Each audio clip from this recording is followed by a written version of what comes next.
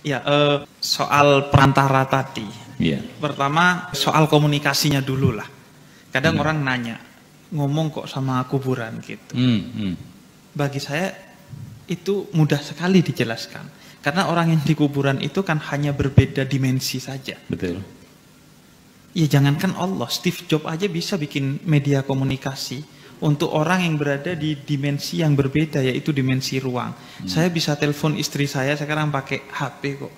Padahal dimensi ruangnya sudah berbeda gitu kan. Ya. Artinya itu mudah sekali. Kemudian yang kedua, soal perantara, ini kan sebenarnya soal proposal ya. Nah, memang kalau kita yang tradisinya habaib, nahdien itu sama proposal memang sangat mengerti kita. Perproposalan ini. Sangat mengerti dunia perproposalan. Dan itu biasa-biasa saja gitu kan. Nabi Musa pakai proposal yang namanya Nabi Harun. Karena beliau tidak bisa ngomong dengan baik, karena ketika kecil makan bara, akhirnya pakai perantara, wasilah, proposal itu yang namanya Harun. Nabi Harun itu kan proposal Nabi Musa. Kemudian Allah juga begitu, ketika Allah pakai kata ganti nahnu dalam Al-Quran itu kan pakai wasilah. Pakai wasilah gitu. Maka sebagaimana Allah pun pakai wasilah dalam beberapa hal, apakah berarti Allah butuh wasilah? Itu ya gak butuh. Tapi yang memang itu kan sunnatullah, tradisinya Allah begitu. Maka kita ikut itu. Begitu juga sebaliknya.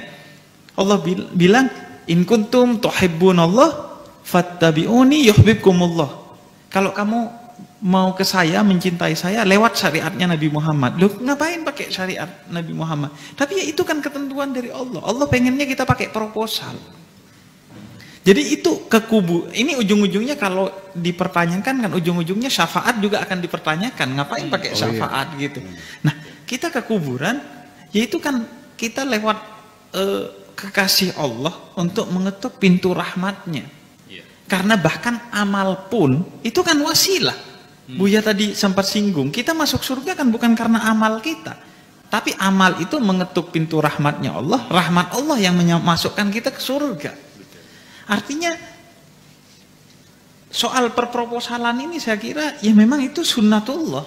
Ketentuan dari Allah, proposal itu menjadi sangat penting.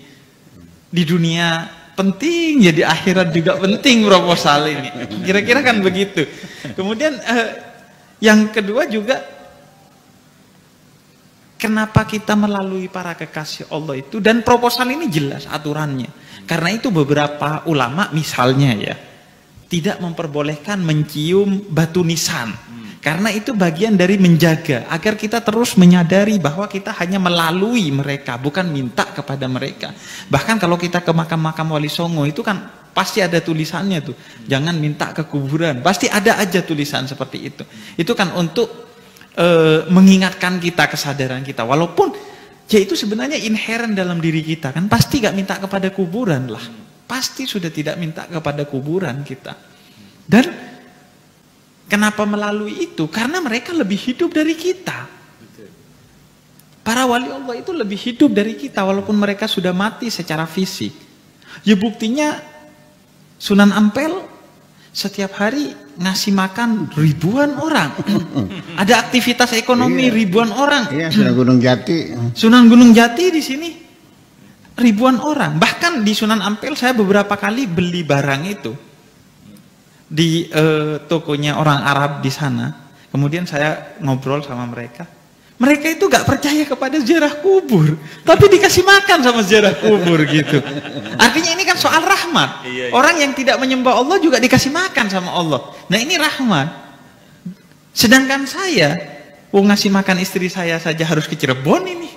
Harus ke Indramayu, harus ke Surabaya, ke mana-mana untuk cari makan istri saya aja. Mereka ngasih makan ribuan orang setiap hari gitu. Artinya siapa yang hidup, siapa yang mati ini pertanyaannya. Kan berarti lebih hidup mereka gitu. Dan terakhir soal tadi Buya sempat singgung soal ukhuwah.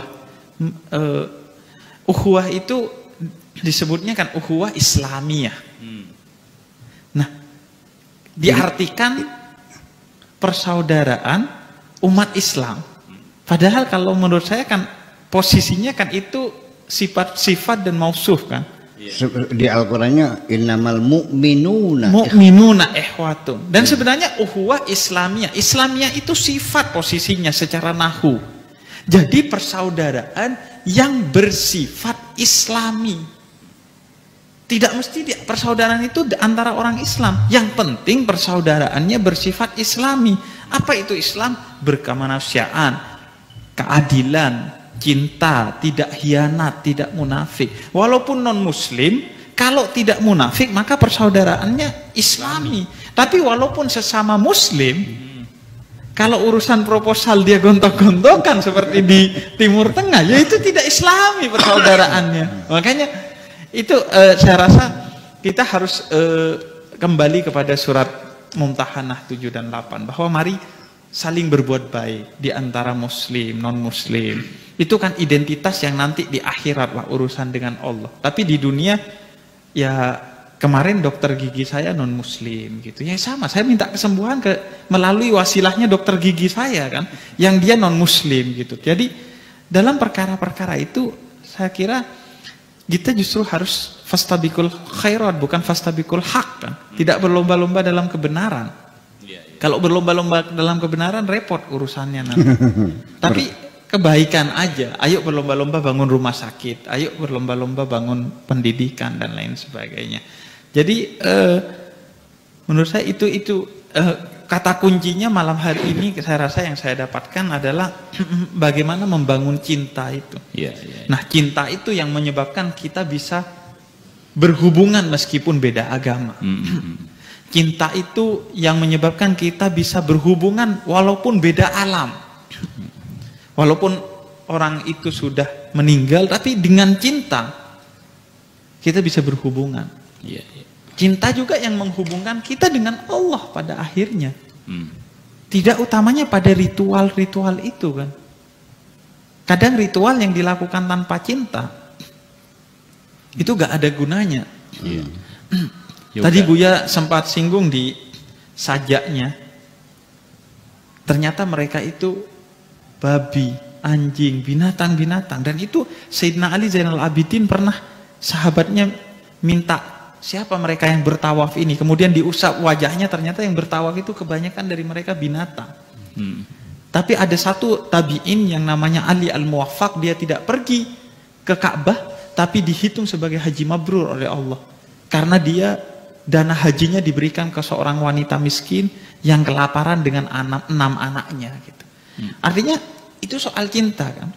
Nah, kita kan masih jauh dari itu, masih aslamu, bukan beriman, kita masih berislam. Cirinya ya ketika sholat masih yang muncul di pikiran kreditan dan lain sebagainya itu Buya.